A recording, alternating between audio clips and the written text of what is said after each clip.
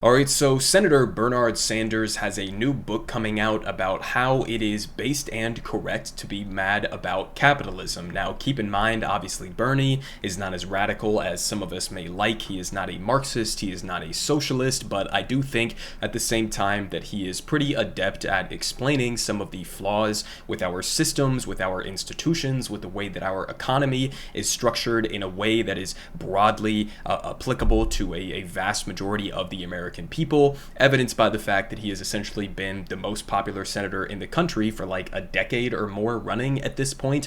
And so as a part of him releasing this book, he is essentially going out on tour to a bunch of different venues and also different corporate media outlets to outline some of the arguments that he is trying to make. And I want to highlight this one interview that he did on CBS News Face the Nation, where he gets into a bunch of different issues that I think he absolutely nailed. He talks about Biden, he talks about big pharma, he talks about the corporate media and basically blasts them directly to the face of this corporate media, so-called journalist here who is going to push back in a lot of different ways that I think are absolutely hilarious. So we're going to watch through that. And then he also talks about some of the various failures of the Democratic Party in terms of messaging, in terms of failure on the policy front, and what they get wrong about Donald Trump's supporters. So without further ado, let's just go ahead and get in to this first part where he is focusing specifically on the Biden administration and big pharma. So let's jump into this here. So in terms of how you view the president, do you think he is progressive? I think he is a much more progressive president than he was a United States senator. You gotta love that answer, okay? You gotta love that answer because it is, number one, objectively true, right? Biden has somewhat shifted to the left since he was a senator who was, in some, according to some people known as like Jim Crow Joe, who was basically cozying up to a lot of actual literal segregationists back in the day and, helping to author the crime bill and supporting things like NAFTA and all of these other various failed policies, the Iraq war, etc. So he has definitely shifted marginally to the left, but I love how Bernie doesn't come out and use the conservative framing here that, oh, Joe Biden is like this radical progressive or something, which he absolutely is not. I mean, he is a corporatist through and through. He is basically as corrupt as it gets within Washington, D.C. politics. But yeah, he is objectively slightly to the left of who he was a couple of decades ago. So I love that answer there from Bernie Sanders. And I think as a result of the campaign and the task forces we did together, you recall we had task forces doing his campaign and my campaign. I think we came up with an agenda that was progressive. Obviously, we were not able to get everything we wanted to get done. In some of the things you were able to get done and signed into law, President Biden points to them as achievements, but you diminish them a little bit in this book. You point out Medicare won't be permitted to negotiate lower drug prices until 2026. Right. The cap on out-of-pocket prescription drug costs for seniors doesn't kick in until 2025. $35 cap on insulin prices doesn't help those who aren't on Medicare.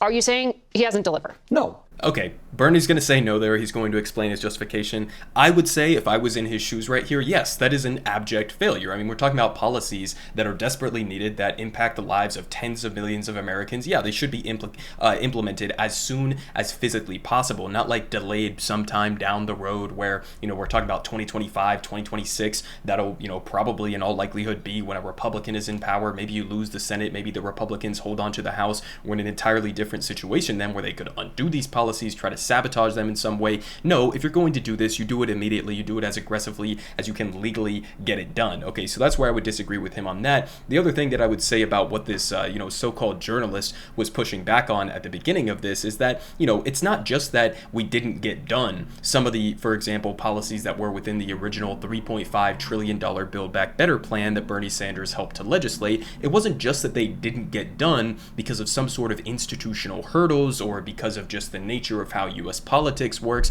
No, they weren't able to get done because you had a handful of senators, particularly Joe Manchin and Kyrsten Sinema, who were basically allowed to just use their own corrupting influences from corporate America to sabotage the president's agenda. And then on top of that, you had no pushback whatsoever, at least directly, from Joe Biden himself. So he allowed them to sabotage that entire agenda. Okay, so it didn't just happen. It didn't just materialize out of, thin air or something like that. This was just full-blown corruption and willfully ignoring that corruption on the part of the Biden administration that led to that reality. But he continues here. I mean, look, this is the real world that we live in, is that you need 60 votes often in the Senate, and Democrats had a slim majority in the House. But what I am talking about, Mark, and what the book is about, is taking a hard look at the reality facing working families in this country. And the truth is that today, over 60% of our people are living paycheck to paycheck. So the question that I'm asking is, why in the richest country in the history of the world, why don't we have a healthcare system that works for all, where people can walk into the doctor's office, as they do in Canada, without having to take out their wallet? Why do we spend twice as much per capita on healthcare? Why do we pay the highest prices in the world for prescription drugs? So we have seen some achievements, but given the scope of the problems and where we should be going, nowhere near enough. We also have one of the most innovative healthcare systems when it comes to creation of pharmaceutical drugs. You are doing this. No. So when someone hears you lay out the problems with our pharmaceutical industry, as you do in this book, it'd say, but the life-saving vaccines, for example, for COVID, they were created by the United States of America. They were created by the pharmaceutical system with taxpayer help. Sure. Of course the drug companies produce great drugs. But 1 out of 4 people in America cannot afford the drugs that their doctors prescribe. You tell me why we pay 10 times more for some drugs that are sold in the United States compared, say, to Canada or to other countries, while year after year the pharmaceutical industry makes tens of billions of dollars in profits, pays their CEOs exorbitant salaries. So of course we want the drug companies to do the research and development. And by the way, taxpayers of this country spend $45 billion a year through the NIH to help with that research and development.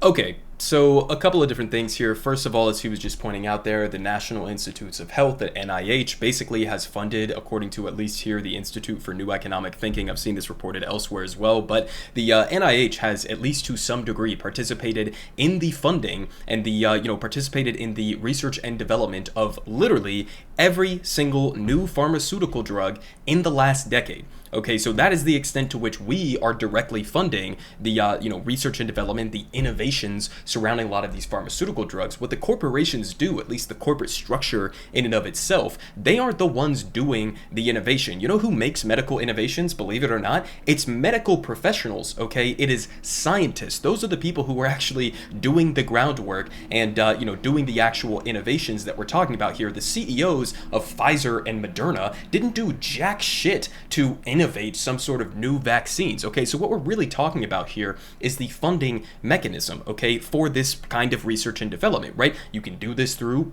government institutions like the NIH, or you can allow private corporations to do it. But guess what? If you allow that to be entirely in the hands of private corporations and you remove the NIH from the question, then what are they going to spend their money on? Is it going to be a vast majority of it on research and development and innovation? No, they're going to use that to give, dividends and payouts to their shareholders on Wall Street. Okay, that is what they are going to spend their money on. They're not going to spend it on research and development. That's why you have tens of billions of dollars where the government needs to step in to actually help fund a lot of that research and development. And then what these corporations do on the back end is just privatize it and patent it and then price gouge the American people because our government lets them. Okay, so that's my fundamental critique here, kind of what Bernie was saying, but also of what this journalist was saying, where she just knee-jerk, like reactionary, pushes back and says, oh, we have one of the most innovative pharmaceutical systems in the world. And it's like, well, that's not because of the CEOs or the executives at these big pharma corporations. They're doing none of the work in terms of research and development or innovation. That is happening from the, actual scientists and the medical professionals on the ground who, believe it or not, can also be funded through the government. And then, by the way, if they're funded through the government and the government has control over these patents or over this distribution and the production of this technology, if you were to nationalize big pharma, then the American people wouldn't have to be getting price gouged to the tune of thousands and thousands of dollars and multiple times more than other comparable OECD nations for those pharmaceutical drugs that we helped to develop in the first place. So the pushback here from this, again, so-called journalist, so-called reporter is just absolutely amazing. She is just sitting here basically bootlicking the fucking big pharmaceutical companies who aren't doing anything but price gouging the American people. I mean, it's amazing to see, and this is even more amazing when you circle back around to what we're going to watch here in a second with, some of the criticisms that Bernie has of corporate media, where, that was just a perfect encapsulation of what he's actually talking about when, you have all of these corporate America stooges who are out here on these mainstream networks who are basically just running defense for some of the most corrupt motherfuckers in the entire country. So I want to move on here to another clip where he's, again, confronting them directly on the structure of the corporate media and how they control the Overton window in ways that are detrimental to the American people. So let's go ahead and jump to this section real quick. People in those states are hurting. And the question of the book, again, is that how come we have so many people who are struggling? We have a dysfunctional healthcare system. Our childcare system is in disarray.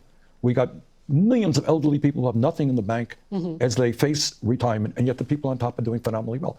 And Margaret, what the book is about is saying that we have more income and wealth inequality today than we've ever had. We have more concentration of ownership in sector after sector than we have ever had. We have a political system which is increasingly corrupt, because as a result of Citizens United, billionaires can put enormous amounts of money into it to elect their candidates. And we have, 8 major media conglomerates, corporate media conglomerates, that control about what 90% of the American people see, hear, and read. Those are really issues that we need to discuss. That's what the book does. Do you worry when you talk about the corporate media that you are targeting journalists when you say that? No. Donald Trump. I mean, come on, man. Come on. He just laid out like 15 different things that you could have picked from to respond to in a substantive way, or to give a criticism of the status quo or corruption that exists within our politics or within our media ecosystems, where, as he points out there, you have this monopolization of all of these different various industries, including, of course, news media, the mainstream press, right? Of course, that is a monopolized, at least to a large degree, industry where you have corporations and advertisers that have a large sway and large control over the Overton window of what is deemed to be acceptable discussion on all of these various platforms. And her pushback to that is to look him dead in the eyes and say, don't you think when you're giving this substantive critique of corporate media that you might be targeting journalists, or like, I guess the implication is like endangering journalists who work for CBS or CNN or MSNBC or something like that, as if like they're under threat because of what Bernie Sanders is saying here? I mean, again, this is somebody who takes themselves seriously. This is somebody who considers themselves to be a journalist. Just a quick reminder here.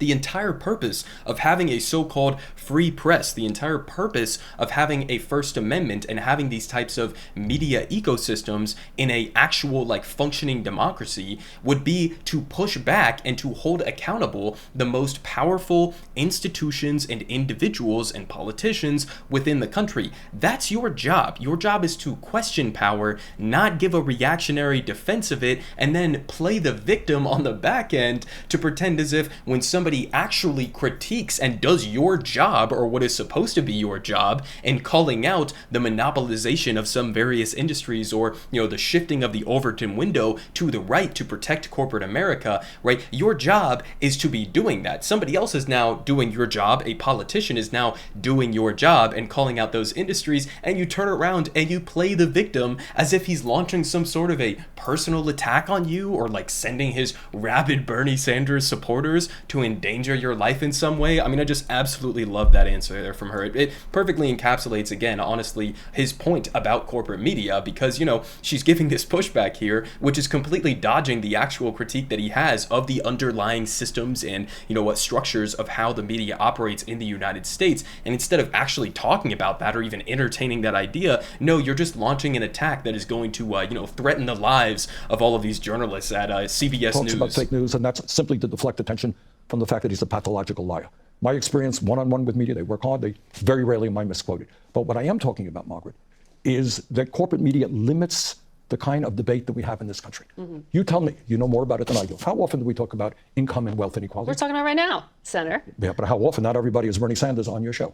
How often do you talk about concentration of ownership? How often do you talk about the fact that we are the only major country on earth not to guarantee health care at all, and yet we spend twice as much money? How often do you talk about that if somebody has a baby in Finland, they get it 9 months off or 10 months off paid family leave? I will talk to you about paid leave for families any day of the week. They also have like a 56% tax rate in Finland, though. It's a very different system. But good, but let's talk about it. What do they get for that? They get free health care, right? Free higher education. That's that's exactly what I'm talking about. Yeah. That's the debate I want, and that's the debate we really don't have on the corporate media. So President Biden talks about... Okay, so again, she just demonstrated his entire critique of corporate media there at the end, right? He talks about how all of these other major, OECD countries around the world, in Western Europe and, Canada and all of these other places, that somehow they were able to provide these things to their citizens, right? Paid family leave is one that he brought up, but, things like universal health care and education and housing and things like that, right? He brings that up, and her immediate response is not to think in her head, like maybe the fact that the wealthiest and most powerful country in the history of the the world, maybe the fact that we are somehow incapable of doing these things that all of these other countries around the world have managed to figure out, even under the constraints of capitalism, right? You're just talking about basically welfare programs. You're not talking about like radical communism or socialism or Marxism or anything like that, right? You're just talking about a welfare state. And instead of having that analysis where you're questioning our own institutions, you're questioning our own systems and structures that we have in the US, her immediate response is to be like, oh, but they have high taxes over there. What the fuck kind of a response is that? I mean, first of all, to implement a lot of the things that Bernie Sanders is talking about here in the United States, just as a matter of the fact of how our wealth inequality in this country, it has ballooned to the extreme point that it is at right now, arguably to implement things like Medicare for All and all of these other programs that he's talking about here, you really wouldn't have to raise taxes, at least not in any meaningful capacity that would outweigh the savings that people would have on the working class end of the spectrum. You would have to dramatically raise taxes on billionaires and corporations and millionaires and all of that. I'm in 100% support of doing that, right? I don't favor raising taxes on working class people, but if you want to talk about those programs, right, or if you even want to talk about some of these other countries, another interesting statistic here for you guys. I mean, this is just from the Wikipedia entry, but this is according to basically this poll that is done on an annual basis. They have the World Happiness Report. Guess which country is leading the pack as the happiest country in the entire world? We got the 2022 World Happiness Report. They say Finland is the top position in the World Happiness Report in 2022, followed by Denmark and Iceland in second and third place. Then you got Switzerland, you got the Netherlands, you got Luxembourg, Sweden, Norway, then you got Israel, then you got New Zealand. Okay, so pretty much the top, 5 or 6 countries that we're talking about here are some of these countries in Western Europe or some of these Nordic countries that have some of those higher taxes in place, but also provide the basic necessities to their own citizens. So again, if you're a journalist and your job is to hold the powerful accountable, to be a check on these institutions, to be a check on corruption and these politicians within our within our political system here in the United States, why are you not talking about those things instead of immediately jumping to, oh my God, but they have higher taxes. Oh, that's so terrifying and scary that they managed to provide universal health care and housing and education to their people. How terrible that would be if we tried that here in the United States. I mean, again, just the status quo knee-jerk reactionary defense is their go-to, no matter what the topic is, even if you specifically point out that other countries have already enacted similar policies to what Bernie Sanders is proposing. No, still, it's like this unfathomable reality that could absolutely never happen here in the United States. Okay, so moving on from that one, now I want to jump forward to basically where he makes the point about some of the failures of the Democratic Party and how basically Donald Trump was able to win in 2016 and how he could potentially win again in 2024. So let's jump ahead here to this portion of it. You say in the book that Democrats are wrong to suggest that former President Trump supporters are racists, sexists, and homophobes, that they're deplorable. You point out these so-called racists, many of them, voted for Barack Obama, but their lives didn't improve. Do you think that the Democratic Party messaging is just entirely wrong-headed to frame this as a broader moral issue? Look, are there supporters of Trump who are racist, sexist, homophobes? Absolutely. But to paint a broad brush and say, well, that's the reason that they don't vote for the Democrats, that is really wrong. Look, I've been all over this country. I have worked with trade unionists, people on strike, people who had the courage to stand up for economic injustice. Great people. And I talk to the union leaders, 70% of our people are Republican. Why is that? Because I think they have lost faith that the Democratic Party is going to stand up and fight for them. And they say, look, Democrats talk, they don't accomplish. Oh, I want to vote for Trump. Maybe but you blame Democrats going back to Bill Clinton for signing on to NAFTA. You blame Barack Obama. That's right. You're critical of Joe Biden as well here. That's right. All right. In other words, what I have said over and over again, working class people, in my view, are not responding primarily, there are other reasons, to the Republican message because they want to cut Social Security, Medicare, and give tax breaks to billionaires. That's not why working class people are voting for them. If the Democrats, in my view, had an agenda that says, we know that your kid can't afford to go to college, and that's why we're going to make higher education or public colleges, universities, tuition free. We know you can't afford childcare, outrageously expensive. We're going to work on that. We know we're the only country in the world not to guarantee health care is right. You pass a Medicare for all single-payer program. You expand Medicare to cover dental, hearing, and eyeglasses. Democrats ain't going to lose an election for a long, long time. Okay, so I mean, again, absolutely nailed it there. I mean, first of all, like he says at the beginning of that, right? Yeah, of course, you have a bunch of fucking Trump supporters who are racist and bigoted pieces of shit. No shit, everybody understands that, but we're talking about the failures of the Democratic Party's strategy in terms of creating a broad consensus for support for policies that have been proposed by some politicians like Bernie Sanders that do have a lot of crossover appeal, right? And so that's how somebody like Donald Trump gets elected in 2016, right? It's not because just half the country woke up one day and they were like, we fucking hate Mexicans or something like that, and so they rushed out to the polls to go vote for him. No, you actually had a lot of crossover between former Obama voters and Trump voters. How does that happen? Well, it happens because the Democratic Party, especially during the neoliberal era, especially since particularly Bill Clinton and Obama, right, and Hillary Clinton as well, right, you have all of these Democratic leaders within these top establishment positions who are essentially just shills for corporate America. And so, of course, if you have them virtue signaling on some identity issues, but then being super right-wing and corrupt when it comes to actually delivering on some of the promises that they have made to working class people for decades and completely failed to deliver on, then yeah, some of them might wake up one day and decide to take a wild shot on some, one of the most, I think, obvious con men in history in Donald Trump, but somebody who at least was talking about going in there and I'm going to drain the swamp and I'm going to, radically shift politics in the United States because the status quo has not worked. And so that's the fundamental issue here, is that not only are, the vast majority of elected Democrats in Congress, but also members of the media, like this reporter for Face the Nation, right? Okay, not only are they status quo managers, but that's what Bernie is pushing back against. That's what he's trying to get them to realize. And I'm glad that he brought up two things here. I'm glad that he brought up FDR, because obviously FDR had his own, flaws back in the day, but FDR won 4 elections in a row. Okay, he won the presidency 4 times in a row. Okay, how did he end up doing that, right? That's something that, obviously, even if you were to exclude term limits, that's something that would be unthinkable in today's politics. We have this back and forth game where Republicans win the Senate this year, Democrats win the House this year, the presidency, it flips back and forth, and people just act as if that's like a natural part of how politics has always been and how it always will be. That's not true. It's because both parties are not serving the interests of average working class people. Republicans aren't, they're being nefariously and pretty much openly in the pocket of corporate America. Democrats do this little dance where they pretend like, no, we're kind of on the side of, working class people, but then really they also serve corporate America, the military industrial complex. And so people just basically have either checked out of the political system and have just completely given up on both of our entirely corrupted political parties, or they decide to take a chance on some wild candidate like Donald Trump, or, flip back and forth. Okay, now we had Donald, now we want some sort of a,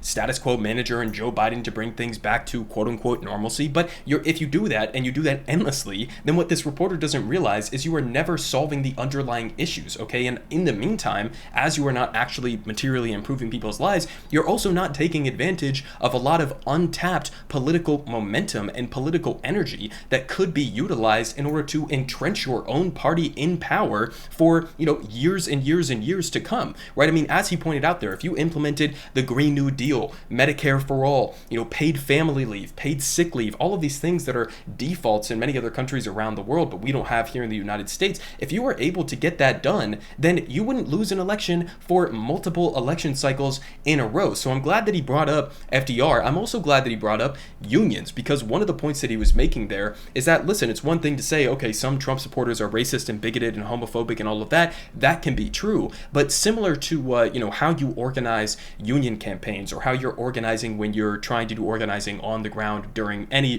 political movement, you don't just divide people up, right? You don't go to some political rally and you say, okay, who voted for Donald Trump, who voted for Obama, who's a Clinton supporter, who's this and that. That's not how you do it. You find that common ground and you organize surrounding broadly popular issues like healthcare, like education, like all of these different things that a vast majority of the American people support, and then you rally around those issues, right? That's how unions organize as well.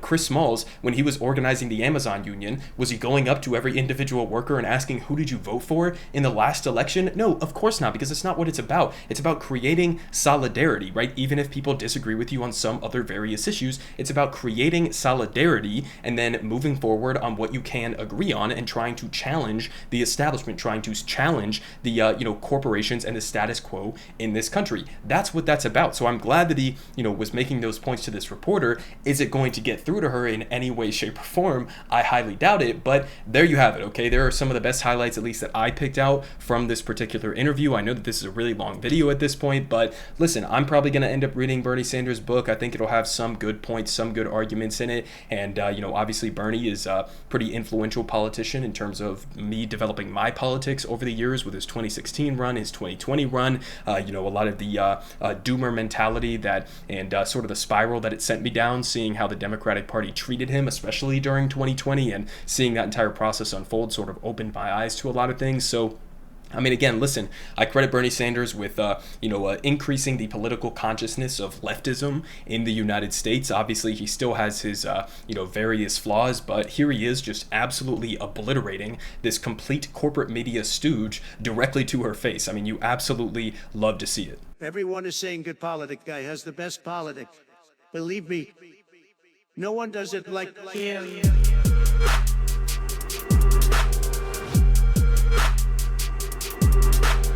Believe me, everyone is saying